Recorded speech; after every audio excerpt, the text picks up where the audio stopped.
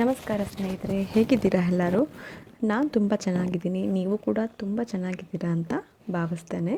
So friends, ಇವತ್ತು ನಾನು ಮಾಡಿಕೊಟ್ಟಿರೋ recipe ಬಂದು ಡ್ರೈ ಫ್ರೂಟ್ಸ್ ಪೌಡರ್ ಅಂತ. ಇದು ಎಲ್ಲರ ಆರೋಗ್ಯಕ್ಕೂ ಕೂಡ ತುಂಬ ಒಳ್ಳೆಯದು, ತುಂಬ ಪೌಷ್ಟಿಕಾಂಶಗಳು ಇದರಲ್ಲಿ ತುಂಬಿದೆ. ಸೊ ಫ್ರೆಂಡ್ಸ್, ಸಣ್ಣವರಿಂದ ದೊಡ್ಡವರೆಗೂ ಕೂಡ ಎಲ್ಲರೂ ಕೂಡ ಇದನ್ನು ಸವಿಬಹುದು. ನಿಮಗೆ ಇಷ್ಟ ಇದ್ದರೆ ಹಾಲಲ್ಲಿ ಮಿಕ್ಸ್ ಮಾಡ್ಕೊಂಡು ಕುಡಿಬೋದು, ಇಲ್ಲಾಂದರೆ ಬಿಸಿನೀರಲ್ಲಿ ಇಲ್ಲ ಯಾವುದಾದ್ರು ಪಾನೀಯಗಳಲ್ಲಿ ಮಿಕ್ಸ್ ಮಾಡಿಕೊಂಡು ಕುಡಿಬೋದು. ಬನ್ನಿ ರೆಸಿಪಿನ ಶುರು ಮಾಡೋಣ. ಒಂದು ಪ್ಯಾನ್ ಇಟ್ಕೊಂಡು ಸಣ್ಣ ಉರಿಯಲ್ಲಿ 1 ಕಪ್ ಆಗೋಷ್ಟು ಬಾದಾಮಿನ ಹಾಕ್ಕೊಂಡು ಹುರ್ಕೊಳ್ಳೋಣ. ಸಣ್ಣ ಉರಿಯಲ್ಲೇ ಇದನ್ನು ಹುರಿಬೇಕಾಗತ್ತೆ. ಇದಾದ ನಂತರ 1/4 ಕಪ್ಪಷ್ಟು ನಾನು ವಾಲ್ನಟ್ಸ್, ಆಕ್ರೋಟ್ ಅಂತ ಹೇಳ್ತೀವಲ್ಲ, ಅದನ್ನು ಕೂಡ ಹಾಕ್ಕೊಂಡು ಸಣ್ಣ ಉರಿಯಲ್ಲಿ ಫ್ರೈ ಮಾಡ್ಕೊಳ್ಳೋಣ. ಇದಕ್ಕೆ ಯಾವುದೇ ರೀತಿ ಎಣ್ಣೆ, ಬೆಣ್ಣೆ, ತುಪ್ಪ ಕೂಡ ಸೇರಿಸ್ಕೊಳ್ದೆ ಹಾಗೇ ಹುರಿಬೇಕಾಗತ್ತೆ. ಇದರಿಂದ ನಾವು ತುಂಬ ದಿನಗಳ ಕಾಲ ಇದನ್ನು ಶೇಖರಣೆ ಮಾಡ್ಬೋದು. ಇದಕ್ಕೆ 1/2 ಕಪ್ ಆಗೋಷ್ಟು ನಾನು ಗೋಡಂಬಿನೂ ಕೂಡ ಹಾಕ್ಕೊಂಡು ಹುರ್ಕೊಳ್ಳೋಣ. ಇದಾದ ನಂತರ ಬಡವರ ಬಾದಾಮಿ ಅಂತ ಕರೀತಾರಲ್ಲ, ಕಡಲೆ ಬೀಜನ ಕೂಡ ಹಾಕ್ಕೊಂಡು ಸಣ್ಣ ಉರಿಯಲ್ಲಿ ಹುರ್ಕೊಳ್ಳೋಣ. ಸೊ ಇದೆಲ್ಲ 50% ಅಷ್ಟು ಹುರಿದಾದ ನಂತರ ಇದಕ್ಕೆ ನಾನು ಸ್ವಲ್ಪ ಕುಂಬಳಕಾಯಿ ಬೀಜ, ಸ್ವಲ್ಪ ಕರ್ಬೂಜ ಬೀಜ, ಏಲಕ್ಕಿ, ಅಗಸೆ ಬೀಜ, ಆನಂತರ ಗಸಗಸೆ, 1/4 ಇಂಚಷ್ಟು ಜಾಯಿಕಾಯಿ, ಆನಂತರ ಸೋಂಪು, ಇವೆಲ್ಲನೂ ಕೂಡ ಹಾಕ್ಕೊಂಡು ಸಣ್ಣ ಉರಿಯಲ್ಲಿ ಹುರ್ಕೊಳ್ಳೋಣ.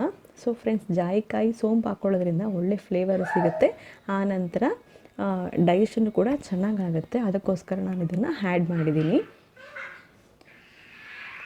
ಇವನ್ನೆಲ್ಲ ಹಾಕ್ಕೊಂಡು ಚೆನ್ನಾಗಿ ಹುರ್ಕೊಳ್ಳೋಣ. ಸಣ್ಣ ಉರಿಯಲ್ಲೇ ಹುರಿಬೇಕು. ಇದನ್ನು ನಾನು ಏನಕ್ಕೆ ಕೊನೆಯಲ್ಲಿ ಹಾಕಿದೆ ಅಂತ ಹೇಳಿದ್ರೆ, ಇದು ಬೇಗ ಸೀದೋಗುತ್ತೆ. ಅದರಿಂದಾಗಿ ನಾನು ಮೊದಲು ಬಾದಾಮಿ ಇವೆಲ್ಲ ಹುರ್ಕೊಂಡ ನಂತರ ಕೊನೆಯಲ್ಲಿ ಇದನ್ನು ಸೇರಿಸ್ಕೊಂಡು ಹುರಿದಿದ್ದೀನಿ.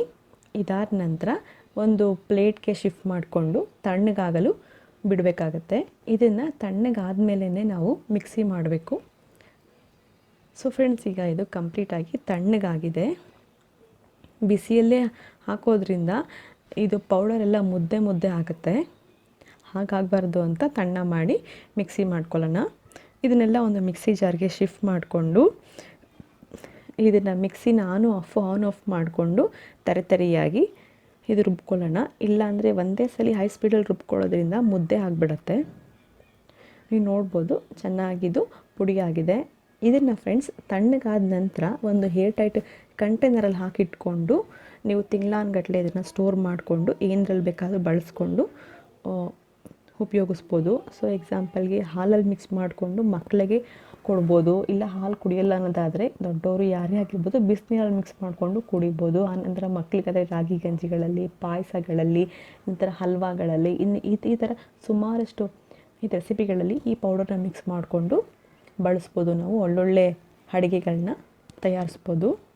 ಫ್ರೆಂಡ್ಸ್, ನೋಡಿದ್ರಲ್ಲ ಈಸಿಯಾದಂತಹ ಪೌಷ್ಟಿಕಾಂಶಗಳನ್ನ ಒಳ್ಳೆ ರೆಸಿಪಿನ.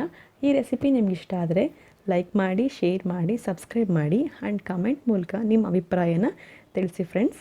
ನಮಸ್ಕಾರ.